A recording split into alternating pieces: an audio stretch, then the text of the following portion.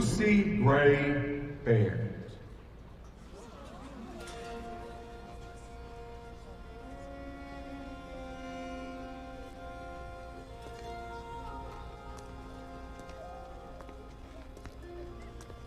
Sing your way out of this one, Lucy Gray.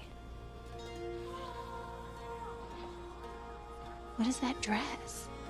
She's some sort of clown? Lucy Gray, I didn't know. I'm sorry.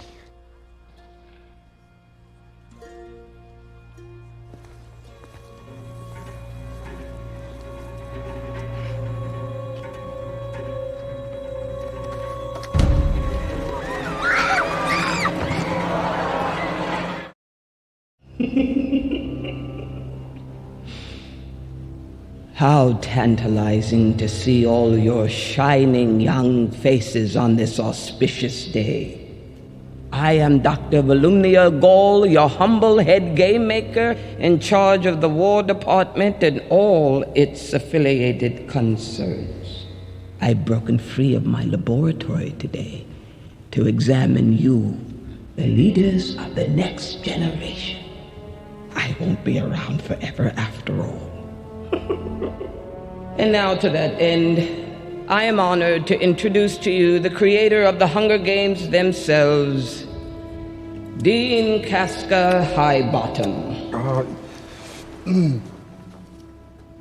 Select students, faculty, and of course Dr. Gall. I have summoned you all here today for the 10th annual reaping ceremony, in which we choose 2 children from each district to throw into the Capitol arena to fight to the death in the Hunger Games. 5, Jessup. 4, 3, Jessup. 2, 1. Run.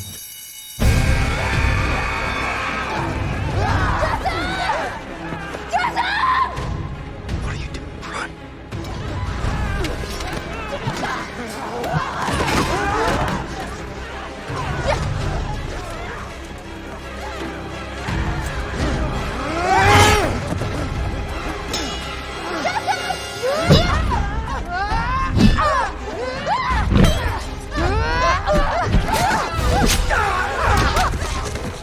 That girl's not gonna win these games.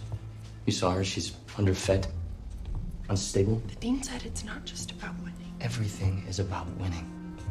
If not the games now, then the crowd. Lucy Gray won't survive a minute inside that arena. So that means we have to make every second before then count. I'll get her to sing again. I wouldn't sing a note for you if I was her. I wouldn't do anything at all, unless I could trust you. She's district, Tigers.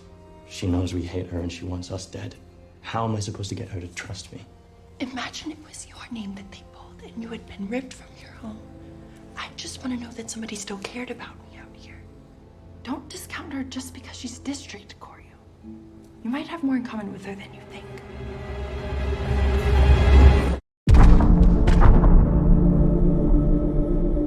How tantalizing to see all your shining young faces on this auspicious day. I am Dr. Volumnia Gall, your humble head game maker in charge of the War Department and all its affiliated concerns. I am honored to introduce to you the creator of the Hunger Games themselves, Dean Casca Highbottom. I have summoned you all here today for the 10th annual reaping ceremony, in which we choose 2 children from each district to throw into the Capitol arena to fight to the death in the Hunger Games. I am here to tell you that there has been a change this year. One final assignment to prove your worth. It's a story that takes place 64 years before the first installment of the movies and focuses on young Snow. Look at you. Your makeshift shirt and your too tight shoes, trying desperately to fit in when I know the Snows don't have a pot to piss in. Snow is being groomed to become the man he becomes.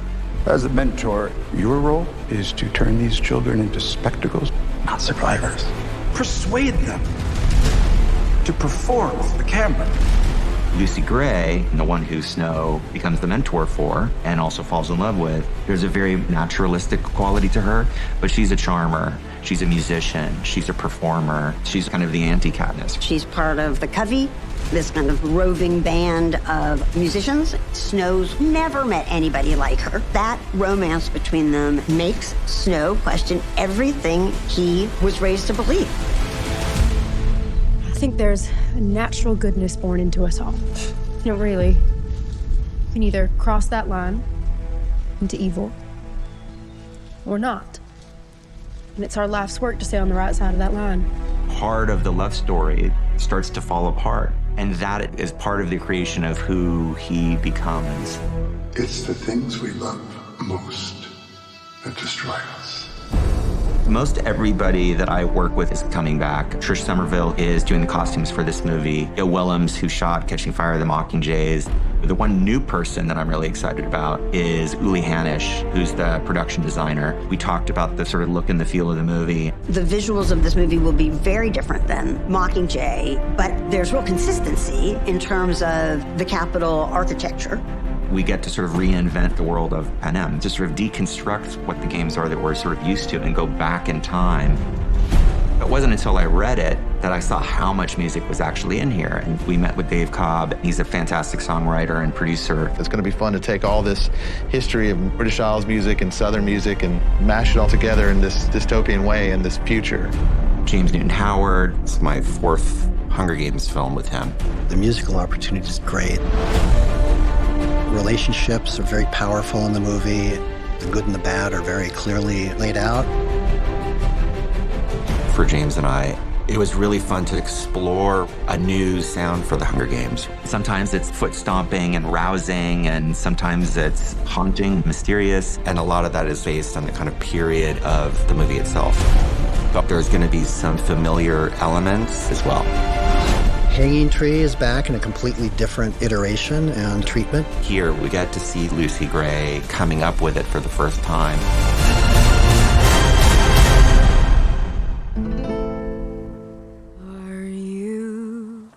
Are you coming to the tree where I told you to run so we'd both be free? Strange things did happen here. No stranger would it be if we met up at midnight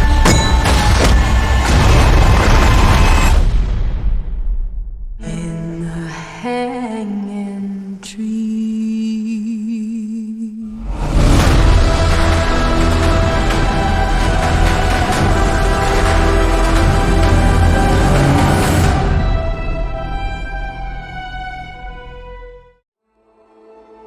Mr. Snow, after everything you've seen out there in the world, what are the Hunger Games for? Are you coming to the tree? The Hunger Games, they're to punish the districts.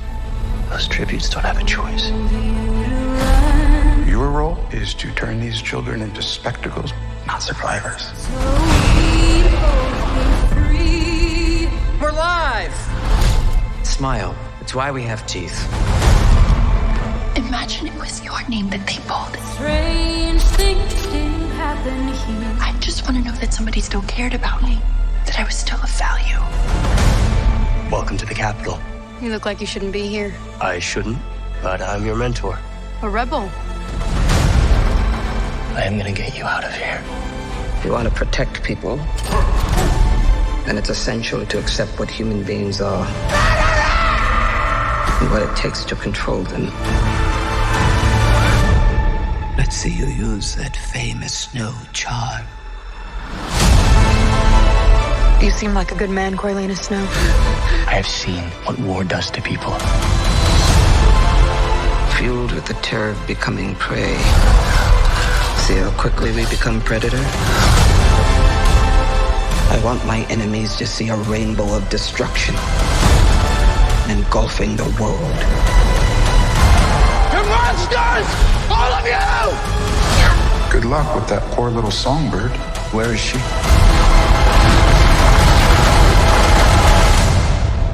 It's a mystery. And mysteries have a way of driving people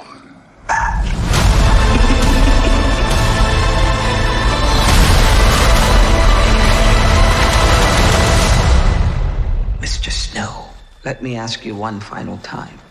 What are the Hunger Games for?